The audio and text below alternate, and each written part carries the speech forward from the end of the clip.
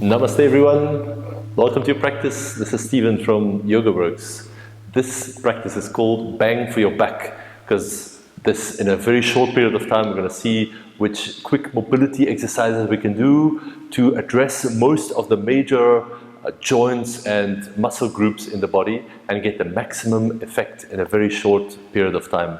If you didn't know, I studied to have a master's in economics, so often I'm looking for the most efficient ways in a short period of time to address our mobility and get some gains, whether it's strength, flexibility, balance, mobility, whatever your goal is. This quick routine is going to help. So let's get right into it with a good old cat and cow. So I don't think I need to explain this one much. On the inhales, you'll just drop the belly and lift the gaze. On the exhales, you push the mat with your hands around your back as much as you can.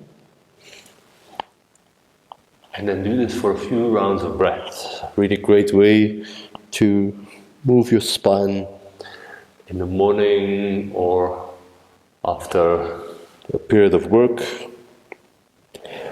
Or maybe you're doing this as a warm-up for other sports or activities. And then try this as you inhale and look up, pull your hands towards your knees. As you exhale and look back, press your hands forward. So pulling when the spine is extending. You're pushing down and forward when the spine is flexing. Few more rounds just like this. And last one. Yes, and then just come to sit all the way up on your knees. Tuck your toes under. With your left hand, hold the left heel and then reach the right arm up and over. Doesn't really matter how far you go. Just stay within your comfortable range. We'll go to the edge of that. Reach back. So we're swapping sides. The right hand, right heel, left arm lifts up. Swap sides again, left hand, left heel. Reach the right arm up and over. You can keep the head neutral looking forward, or you can let the head follow the movement of the spine, leaning a little bit back. Whatever feels more comfortable in your body. So that's 4. Let's do one more on each side of these one-sided camel lifts.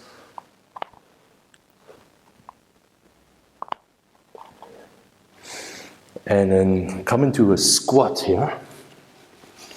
Squat is a great way to get into the hips, but also the ankles and the knees are at their maximum flexion range. You can see that, or you can feel that.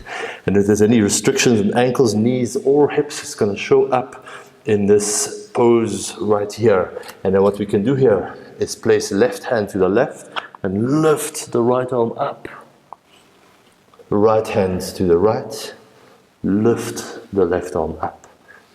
Left hand and left. If you have a little bit less space, then just lift the hips a bit higher and lift up. That's totally fine. Right hand down, left arm up. Let's do one more on each side.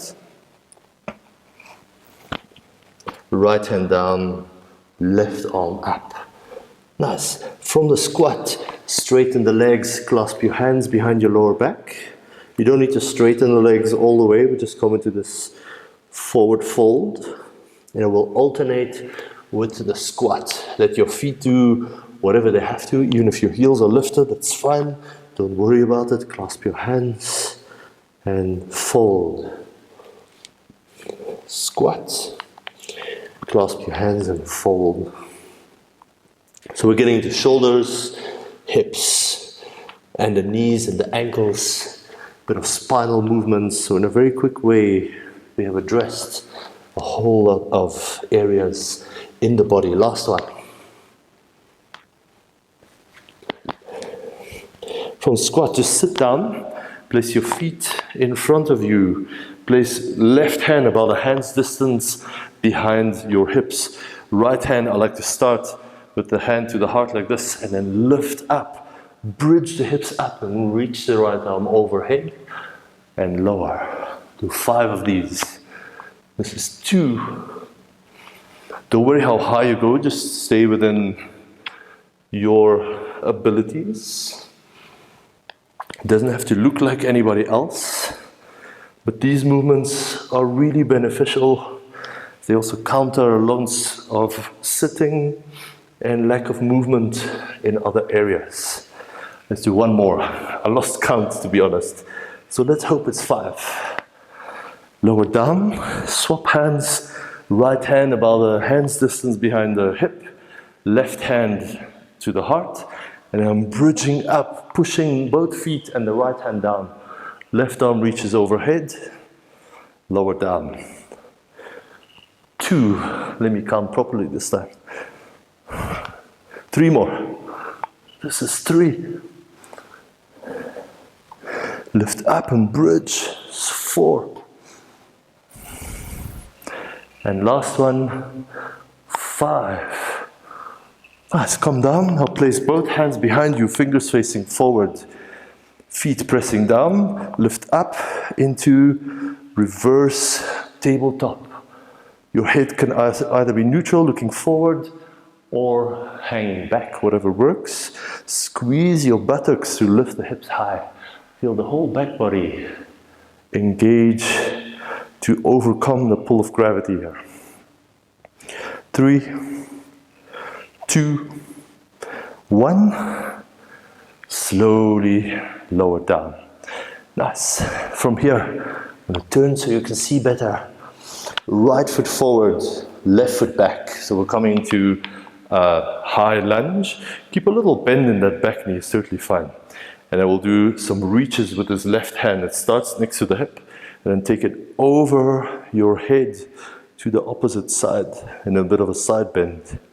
That's 1. We'll do 4. So waving side to side. 2. Try to keep your balance.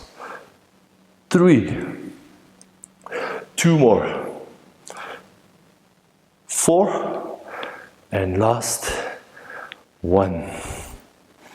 Nice. From here, lower the back knee down. Take the left hand behind the back of the head and just lean the whole torso and the head over to the right. You could stay here, or if there's space to place that right hand down on the outside of the foot somewhere, then you can do that. Hold here for 3, soften the breath. 2 and 1. Swap to the other side, left foot forward. I'm just going to turn this way so that you can still see. So we're in a high lunge. Right knee can be a little bit bent, no problem. Right hand's going to wave. I like the left hand resting on that front leg somewhere. So we're leaning overhead. Start a little bit gently. That's 1. Reach. 2. 3, nice side bend, not forward, not back. 4, lean away from that right hip. Last one. 5, lower the back knee down. Right hand behind the back of the head. And then just lean into side bend, so we're leaning over to the left side again. If it's available, the left hand can come down somewhere outside the left leg, and then lean into this. You should feel a very long stretch from the front of the right hip all the way down to, or up to the right elbow. Slowly release, hands down, just step back to down dog for a moment. Take a breath, and take your right hand to the outside of your left leg or ankle, wherever you can reach.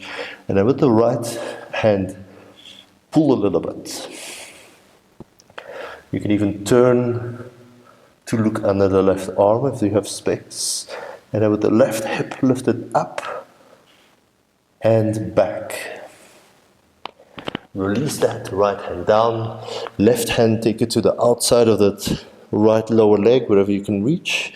Lift the right leg up against that resistance, and then with the left elbow you can pull a bit by bending it.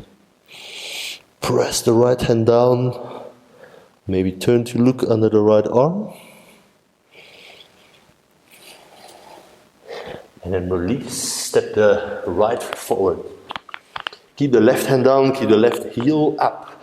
We're going to start low with the right hand and then just open it up like a book to the side, right hand up and lower down. Try to sink as low as you can. 2. And close. 3, feel the upper back, rotate. 4, just going to do 10 of these. 5, very nice movement, combines a bit of hip stuff, a bit of shoulders, a bit of spine. 6, 7, don't let the bottom shoulder collapse. 8, reach through the top arm. 2 more. 9, see if you can match your breath to these movements. And 10. Nice. Swap sides, left foot forward, right hand down. So the left arm is going to move this time. We're starting quite low, lower that chest, inside the left knee if you've got space, and then lift the left arm up. That's 1. It's good to start off a little bit gently, and then you can always increase the range of motion as you find more space. That was 3, keep going. 4, keep the legs strong. 5, 6, just see where you can feel that rotation in the upper spine. 7, almost there. 9, did I skip 8? Okay, let's do 8 now.